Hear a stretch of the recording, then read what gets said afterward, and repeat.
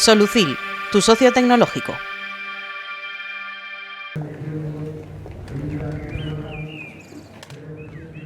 Es miércoles santo y León ya está preparado para una tarde-noche de recogimiento y silencio. La Cofradía Santísima del Cristo de la Expiración y del Silencio abre las puertas de la Iglesia Conceptual de San Francisco del Real para poner en la calle la plasticidad de la expiración de Jesucristo. Su silencio roto, así como el agradecimiento, dolor y entrega de los hermanos crucíferos.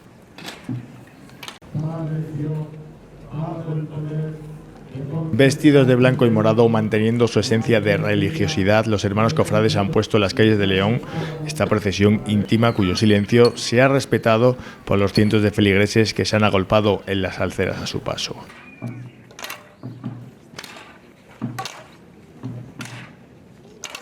El silencio ha sido palpable esta tarde leonesa, donde solo el tambor marcaba el ritmo de unos cofrades que rezaban el credo de los apóstoles mientras golpeaban con sus arquetas el suelo en una procesión cuyo sonido se vuelve tangible para abrazar el alma.